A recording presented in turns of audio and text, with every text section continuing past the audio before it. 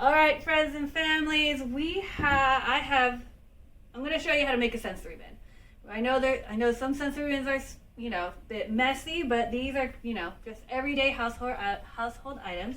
Now, if you don't have like the school trays that we have, you can use baking sheets, any tray that you find, or even a bin, or these awesome aluminum trays.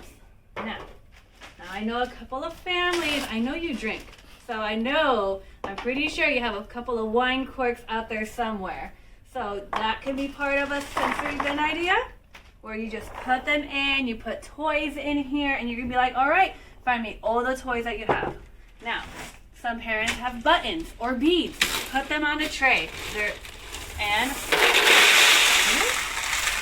Whoops, that's one thing. Now, here's a fun thing. You don't want the beads to go anywhere? Tell them, keep the bins in the tray. If they fall out, make it a fun game. Be like, all right, let's see how fast we can get the beads back on the tray. And as you can tell, they make a fun sound.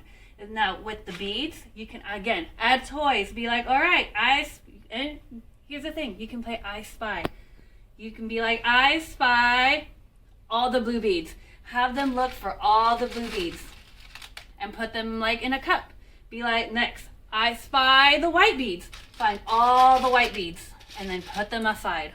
It's a fun sorting game and it keeps it in the tray.